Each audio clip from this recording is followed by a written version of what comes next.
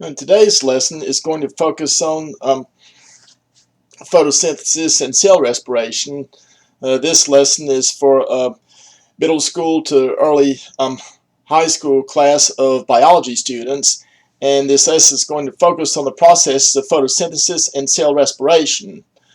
This lesson will focus on Standard 6 of the Alabama Course of Study Standards, where students learn about the products and reactants of cell respiration and photosynthesis, along with the flow of matter and energy which characterize these reactions.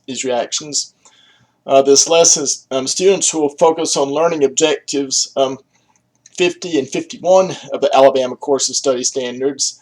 Learning objective 50, focusing on the products and reactants of photosynthesis and cell respiration, and lesson objective 51, focusing on how these two reactions tie into each other.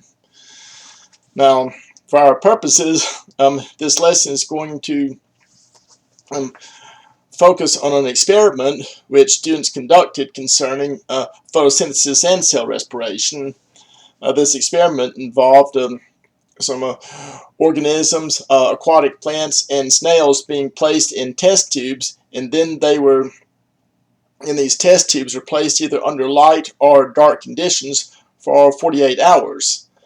Students will test for, in this experiment, students would look over the results and they would test for the presence from whether or not photosynthesis or cell respiration took place through the presence or absence of carbon dioxide. When it comes to understanding photosynthesis or cell respiration, these reactions will either consume or produce carbon dioxide, and in order to understand how students determine whether or not photosynthesis or cell respiration took place, you have to first understand what these reactions are. Now, the experiment that students are looking over in question is experiment M13 of Science in Motion, Plants and Energy, Photosynthesis, and Cell Respiration. When it comes to understanding these reactions, you first have to understand what these reactions entail. And photosynthesis involves plants combining carbon dioxide and water and utilizing the energy of sunlight to produce glucose and oxygen. And as this reaction demonstrates, in photosynthesis, carbon dioxide is consumed. It's combined with water using the energy of sunlight to produce glucose and oxygen. Now, photosynthesis can only be performed by plants, but in addition to photosynthesis, plants also perform cell respiration. Now, cell respiration is performed by all living things, both plants and animals, and what cell respiration involves is that glucose is being broken down for the purposes of producing energy.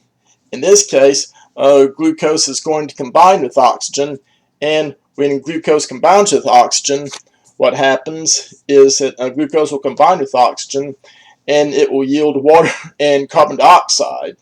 Now, all organisms engage in cell respiration, and what happens is that as a result of cell respiration, carbon dioxide is produced rather than consumed. So the way we differentiate between photosynthesis and cell respiration is in photosynthesis, carbon dioxide is consumed, combined with water, using the energy of sunlight to produce glucose, whereas in cell respiration, glucose is coupled with oxygen, it's broken down, and is going to produce water and carbon dioxide, so carbon dioxide is produced.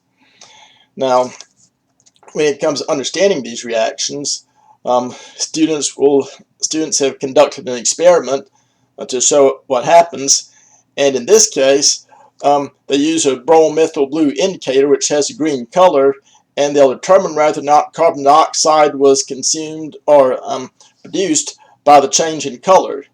Now, if the bromo-methyl blue turned from a green to a blue color, that indicates carbon dioxide was consumed, and that indicates photosynthesis.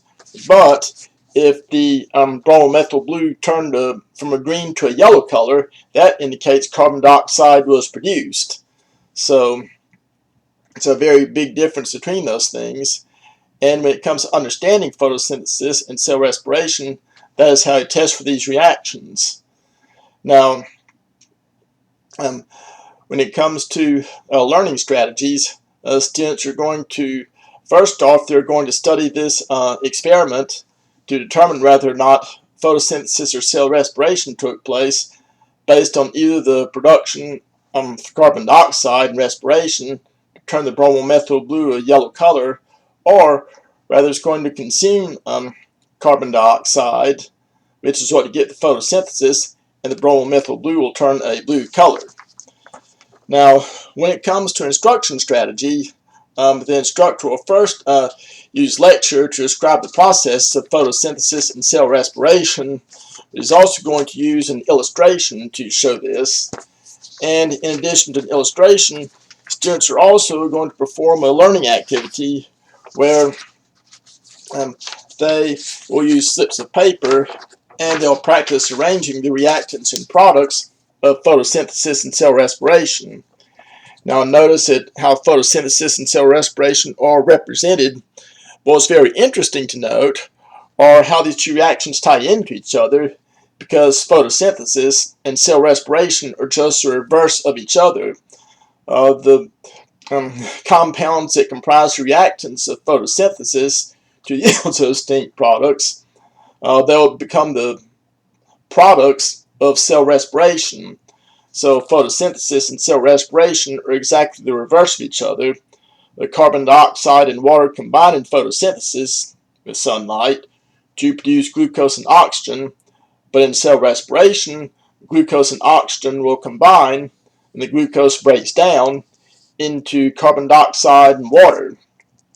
So two reactions are the reverse of each other.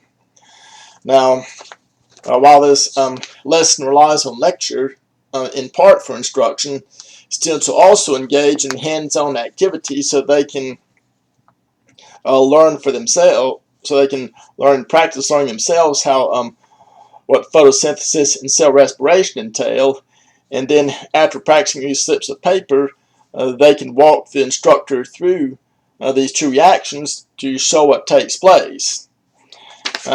Afterwards, students will then also study the results of the test tubes to see whether or not they turn blue, indicating the consumption of carbon dioxide, or whether or not they turn yellow, indicating the production of carbon dioxide. It's a very clear indicator of whether photosynthesis or cell respiration took place. Remember, photosynthesis will consume carbon dioxide, whereas cell respiration is going to produce it. Now, for the purposes of evaluation of learning, the students are going to answer a series of questions concerning both the experiment and these reactions. For a formative assessment, students will complete a series of analysis questions concerning this experiment.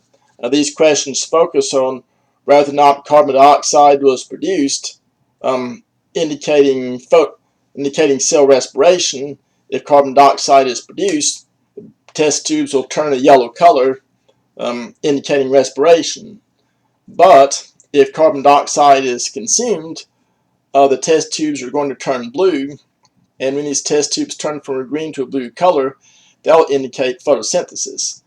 Now keep in mind that while only plants can perform photosynthesis, both plants and animals can carry out cell respiration.